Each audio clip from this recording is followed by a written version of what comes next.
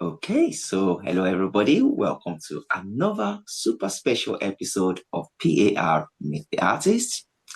My name is Pali. Welcome to Power Edge Radio. And today we have an incredible artist for you. But without giving it all away, if I could get you to please introduce yourself, tell us your name, tell us where you're from, and we know you're an artist, but tell us what you do, please. Sure. No, I appreciate you having me. My artist name is The Bizness, aka Ron B. The Bizness. Um, what do I do? I do hip hop, urbana, reggaeton, R&B in English and Spanish. I'm also a veteran with a computer science degree. So I do have, a day job as well, like most of us do who are trying to make it in the arts. But I'm very thankful to be here. I appreciate you having me, sir. Okay, this is awesome, awesome, awesome. Thank you so much for breaking it down like that. Because you're very multilingual, multi-genre. You bring, we say unity through music, and you put that cocktail in your music. So, welcome to the show. I appreciate you And having me, sir. you're welcome. The name, you know, down to business. The business. Um, what does that name represent to you as an artist? Sure. So if you've been in the music industry for a while, I mean, they do call it the music business, right? But you would notice that like there's not a whole lot of I don't know, formal process or education. There's a lot of people out there that are, I always joke and say it's just full of hustlers and pimps. But so the thing is, for me, I'm very straightforward. I'm always thinking about basically how people receive the music, how they process it, what they like, what I like, and how that reaches people. I'm very direct and genuine. Like what you see is what you get. If you ever speak to me outside of, a music video or when I'm on stage, I'll probably introduce myself with my name, right? So there's no there's nothing really hidden there. I'm very forward and direct with it. I'm very analytical in how I approach things, and so the business really came from that. And then down to business, obviously, is like, let's get down to business. So down to business is my body of work, my project that I've just put out, and it's a collection of the vibes that make up who I am. If you follow it from start to finish, it's really a complete story of my journey and how I feel about music, really, and kind of the stuff that I've been in. So it touches on everything from being thankful that my bills are paid and that I have a job to, I bring the party to my relationship with music, like the track that you heard, Loco featuring Snoop Dogg, really, talks about the duality of my relationship with music versus his. If you listen to his verse, which is obviously in English, he's talking about how music has opened all these doors for him, how it's changed his life, how he's world famous now. And if you hear my verse in Spanish, what I'm basically saying is a lot of people have tried to separate us. It's stressed me out, but it knows more about me than anyone else. So like here I am. I'm not going to let anybody kind of come between that. And why bilingual? I mean, my wife's from Colombia. I started making music to impress her when we were dating probably 5 years ago, and it kind of stuck, during COVID time. And in the States, and I know you're in the UK, I don't think you have quite as big of a Latin population, but here in the States, probably 20-30% of people speak some form of Spanish. So like I told you earlier, I'm a veteran. So if you're here, you're in the States, you're my people. So I want to make music for you as well. And then obviously with my wife being from Colombia, if we're fortunate enough to have children in the future, they're going to speak both languages. So I want to be able to reach my people and my family in whatever language that they speak. Mm, wow, wow, that is really, really cool. Because most people initially you want to make music for you and yeah, you want to share it obviously, but you're thinking about the end goal of what who your audience are already.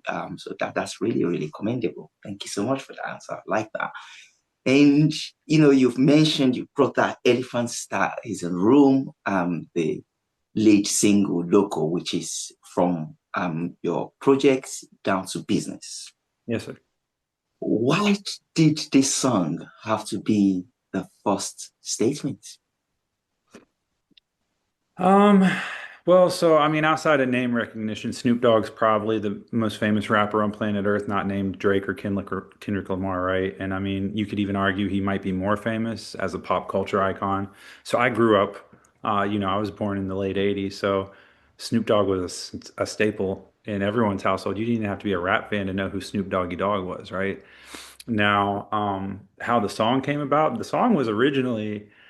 It was originally titled something else like Toto out or something like that, right? And so it was a West Coast because I did want to fuse West Coast beats and West Coast flows with the flows from Medellin, Colombia. So if you keep an eye on the reggaeton and Urbana game right now, Colombia is really pushing the envelope forward. I mean, you have Amwell and Bad Bunny out of Puerto Rico, but everyone else that's hitting right now really is out of Medellin, and they're doing really inventive stuff with the sounds. And Medellin has a lot of global influence right now. We share a lot of culture, the United States with South America. So, there's a large population in the West Coast, especially of hip hop heads and Latin music fans, and that flavor has always been present in West Coast American hip hop. So I live out in Las Vegas, and my style of what I like to listen to and how I make music, even how I speak Spanish, it is very prevalent in the music that I'm making. And then my team is from Medellin, Colombia, just like my wife is, right? So, and shout out to Las Nubes, it means the clouds. That's Dyson Balco, so it's a production and songwriting team. But I do all my music with them. I've known them for a long time, and so I wanted something that really embodied what I'm trying to do, which is I'm trying to make a new genre of music. I'm trying to, because we don't really have an American style of Latin music or reggaeton, right? We don't really have a fusion of music that actually represents who we are culturally because we are very diverse here in the States. And so, um, the A&R I was working with, he heard the original demo, which was an English and Spanish track, and I was singing all the parts. And he said, "This is cool, but it would sound a lot better with Snoop Dogg on it." And I was like, haha, I kind of laughed it off. But he had access to basically get a verse for Snoop Dogg, and then to get the rights associated with that. And the song was originally going to drop in May, but then Snoop dropped a surprise album, so that kind of put a damper on that. And we pushed back until now. And so that the video, everything else is out. And we're just now starting to really market it, but I kind of wanted to see how the song would do on its own and how my public would receive it. That's really, really, really cool. You covered a lot of bits that I had. I'm like, yeah, we've got to find out how this whole collaboration came by. Yeah. Um, so did working with West Coast legends change your mindset or approach to music moving forward? I think just being in the industry has changed my approach going forward because everyone starts out making music, and then I think every artist kind of rite of passage is getting scammed a few times. You know what I mean? Because like when you're an artist, it's a very vulnerable position to be in. Nobody wants to hear that their music is shit. You know what I mean? And you have to be prepared for that because I promise you, when I started making music, my music was shit. Right. So, but I thought it was the coolest stuff ever. I was like, oh, this industry's not ready for me. And it just comes with time and reps, to be honest with you. But my whole approach to the industry after kind of seeing behind the curtain, knowing how the deals are made, how money changes hands, how honest or dishonest the industry can be, it's definitely changed the way that I approach things. So again, like I call myself the business. I'm very analytical. I'm very much here's a contract, here's a wire payment, here's this. Whereas most artists, they just want cash in a brown paper bag. And so that's hard to track. Um, so it does change it a little bit. I wouldn't say I'm jaded, but I'm more aware. But I would caution other artists, like if you aren't ready to potentially hear your music's bad or ready to potentially lose a lot of money to people selling you bullshit or potentially you're not ready for stuff not to be received well, then you might want to pick a different hobby or profession. No, absolutely, and that is the real truth right there. Just Yeah. broke down because people think, yeah, it's just a walk in the park. Yeah, well, maybe at night. The Maybe walk at in the night. park in the dark. That's That's what it good. is. And we're talking about Snoop Dogg here. I've brought my Yeah, I see him. I called the see him. legend Very of rap. prominent. That's Snoop right there. So what did you What did Snoop bring to Loco that you think elevated the record? I mean, outside of the name recognition, I mean, no one can really replicate his flow. So when you think West Coast hip hop, you think Snoop Dogg, you think Tupac, you think Dr. Dre, and that's pretty much it. I mean, there's other people like Kendrick Lamar is carrying the mantle now for like LA, so I don't want to piss off the LA people because they got their own whole little thing going on over there. But he's synonymous with it. When you think of the style, you think of the beats, you think of the flow. That's who he is and what he brings. And so what it really brought, honestly, is bridging that gap to get the English music listener interested into a Latin track, even if they don't understand it.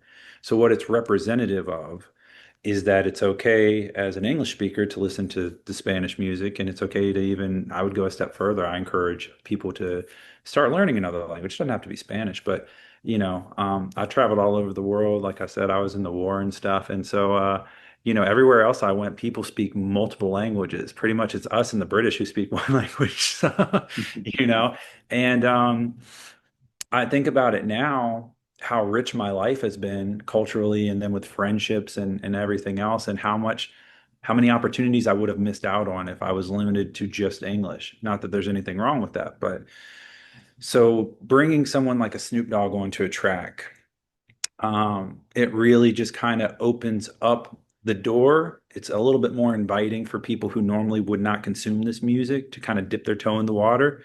And, I don't expect everyone to become converted into fans or listeners, but some of them might say, you know what, the water's just fine. Absolutely. No, I like that. I like that analogy. Thank you so much. Because yeah, truly, when I listen to the song, you started the track, so actually, unless you looked at the title, you're not expecting Snoop Dogg in there until when it dropped, and you're like, "Whoa, hold up a little bit, that track just switched." Yeah. So yeah, it was a pleasant surprise, but the track itself, you already molded it. It was a beautiful track to keep the listeners up to that point when Snoop Dogg came in, and then yeah. So, oh, well done to you, definitely. No, I appreciate that. I really do. I appreciate that. And let's talk about the music video. It kind of has this GTA inspired feel. Yeah.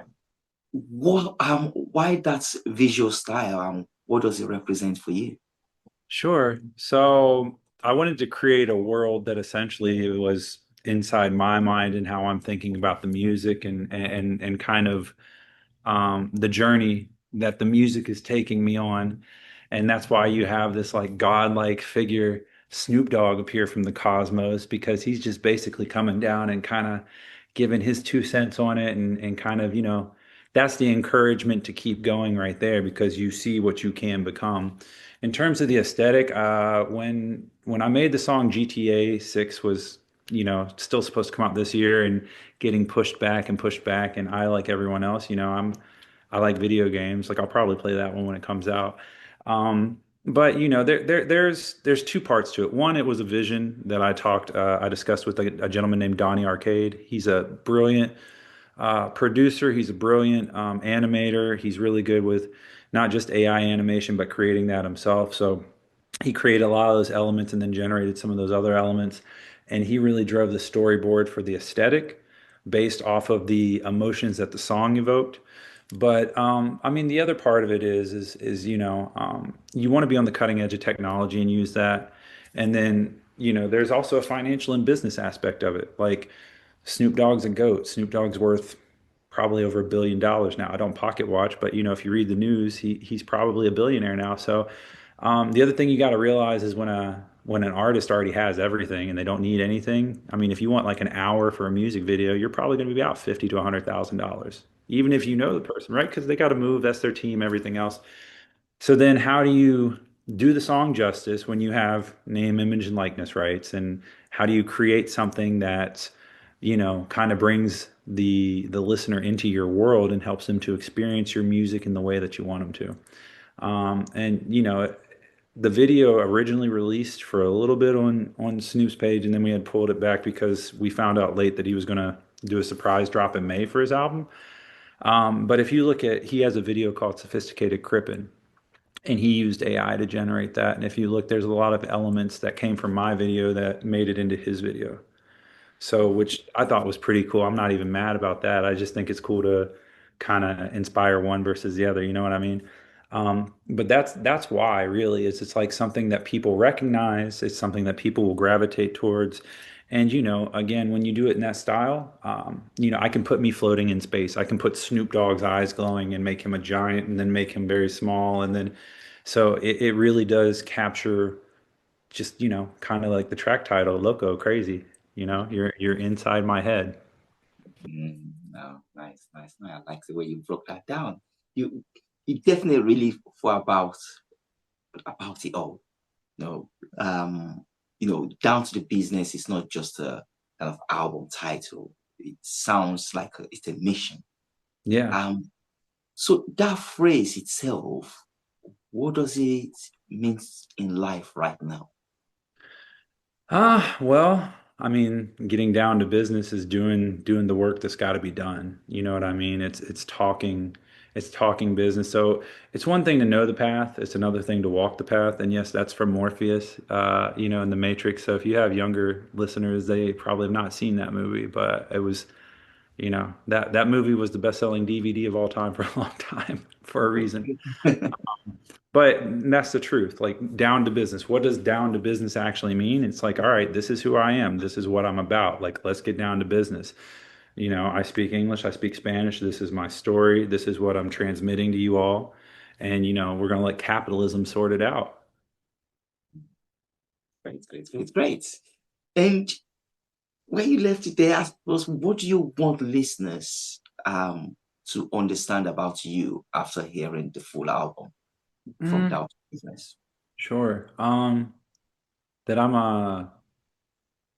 I would say honestly that I'm a very diverse guy myself. Like, I've been around the world. I've got a lot of experiences. I relate to a lot of different folks. And I'm imperfect myself. So I'm not coming in here triumphantly like, you guys should be thankful to hear this. Remember where you were. I'm the next, Drake, Michael Jackson, whatever. No, I'm humbly saying this is my story and I hope that you guys enjoy it. So I make music, I call myself a vibe because that's what it is. And that's why my music is a little bit varied because I don't ever want you or anyone else to listen to my music and to feel worse or to feel upset or angry or really sad. Even if I'm going through a heartbreak, I might make something like, something beautiful, but it doesn't have to bring you down with me. So life is hard enough as it is. And so for the a little bit of time that you or anyone else dedicate to me, you're never going to get that time back. That's the most valuable currency. It doesn't matter how rich you are. That's a one-way transaction. And the fact that you would choose to spend that time with me means the world to me. And that's what I want people to understand is like I have something for everyone. And if you don't like anything, well, I appreciate you stopping by. Great, great, great, great answer. Got it all. And kind of going into my next bit, following on from what you said there. So you're blending West Coast hip hop with Medellin influence. Yeah, Do you see yourself as part of the new global movements in hip hop? 100%. Like this is a true story. If I'm lying, I'm dying, as we say here in the States. But one of the things that was like a very, I would say, gave me confidence, right? So when I started working with my current A&R, I ended up meeting a gentleman by the name of Corrupt. You may have heard of him. He's obviously part of the Dog Pound, and he's signed again to Death Row, right? So he lives here in Vegas as well. And I met him through mutual contacts and friends. And I'm not the type of person when I meet another artist or anyone famous, I don't bring up that I make music. I don't ask them for anything. I don't want people to ever think that there's any ulterior motive for why I'm nice to you or why I'm interested in you because that's a lonely feeling for folks. I want to connect with you on a human level, and I want you to know that there's nothing in it for me, right? Because I think that's just a good way to be. People have kind of lost that aspect. But so we were in my car one night, and I was driving us back to Corrupt's house, and I was with his nephew KG, who's a very talented rapper, and my boy Westlife Ray. He's very cool dude, producer, videographer, very talented guy, and they're all very connected in LA, right? So they told him to play, or they told me to play Corrupt, one of my songs that they liked. It's I think the fifth song on the album is called Today. So it's got an English hook, it's got English and Spanish in the verses. And I played it for Corrupt, and he had me play it like three or four more times. And then he told me that I was a superstar and I didn't know it yet, that I was bigger than hip hop, that that was some of the coolest shit he had ever heard. Like he brought me into his house and talked to me for a while, like a couple hours about what I was going to do, what I wanted to do with music. He told me he told me I could be bigger than Bad Bunny, in which case that's why I stopped. I said, you need to pass the blunt, man.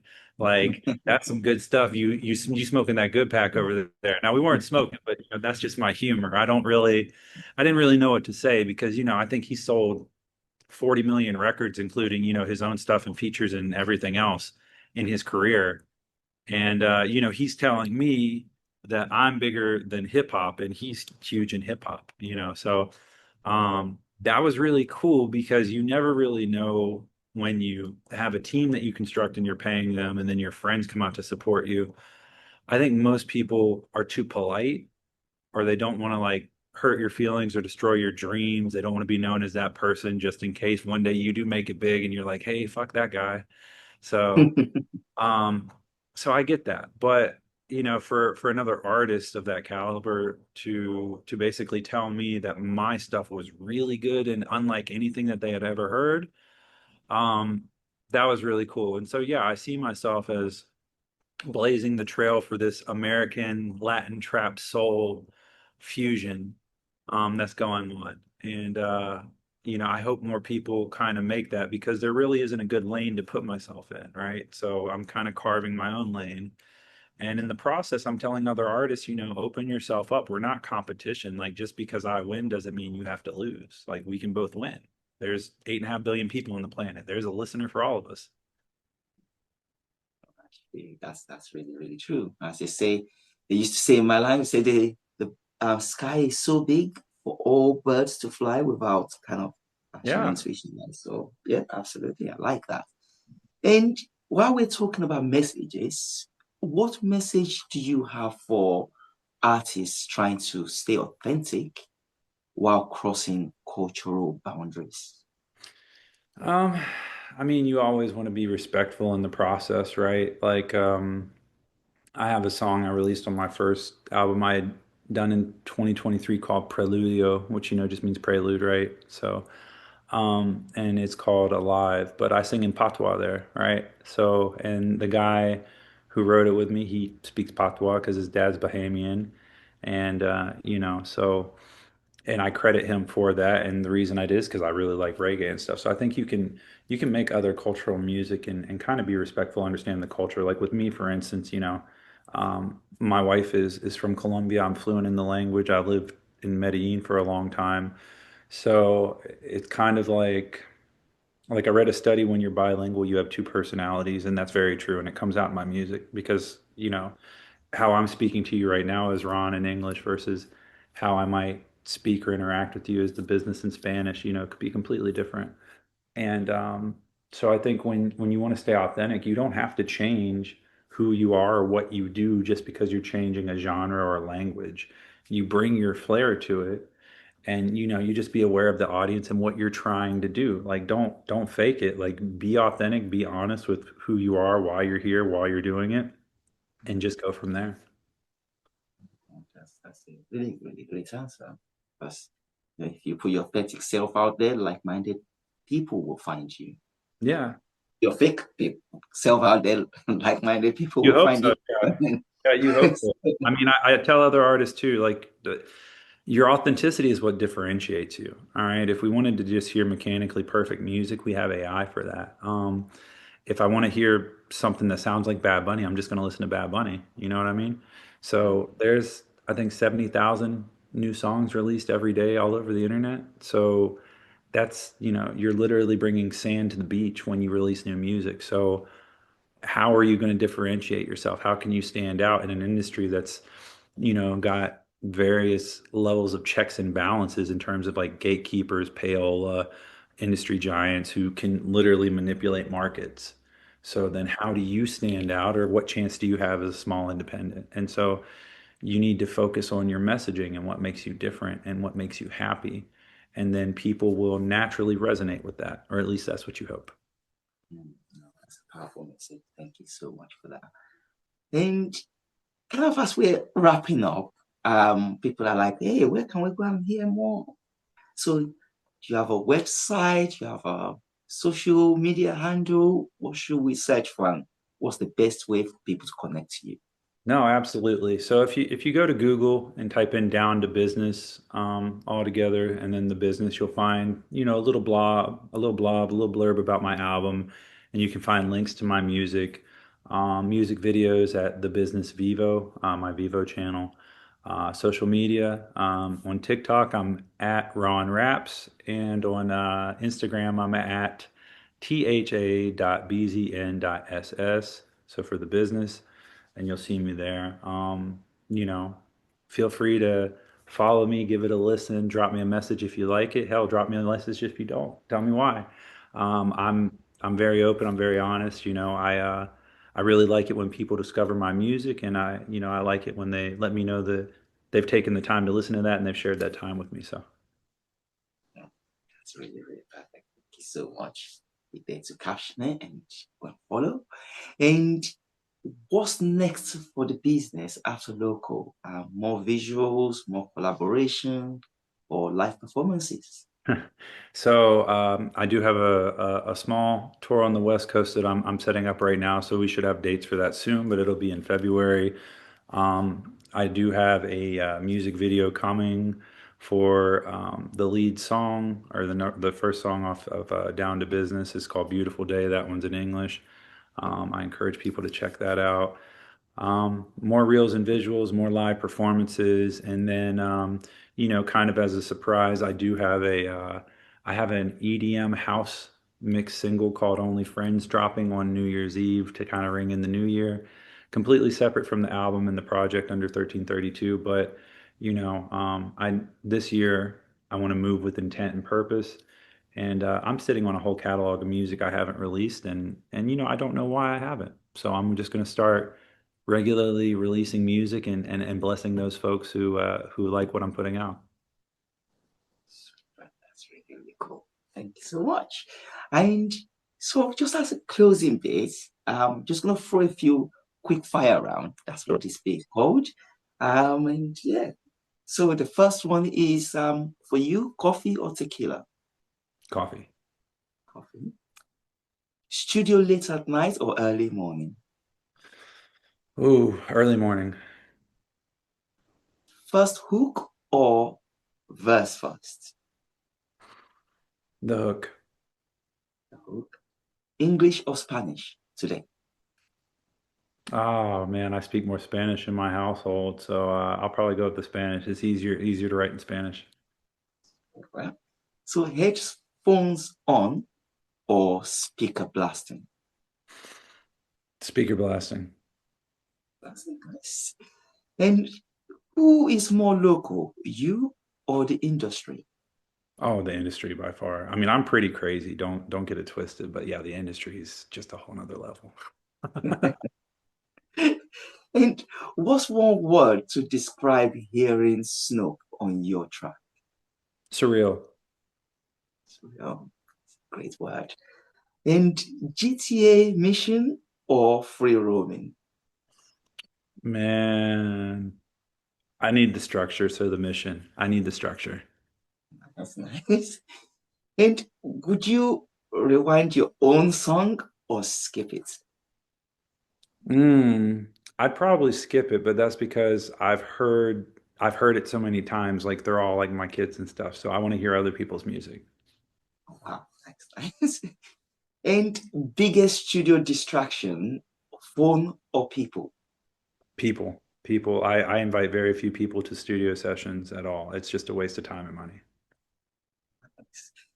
And music, is it therapy or business? Both, but it's mostly therapy because it's bad business. Most people will lose their ass in music, to be honest with you. Mm, so, well, art or money, which comes first? Well.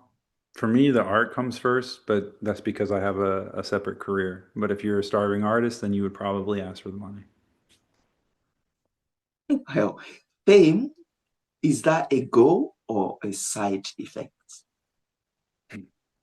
I think it has to be a goal only because there's no feeling that compares to being on stage and people being there to see you and sing your songs. So you can't get that without the fame. But, I would love to have that without the fame, but you need the fame.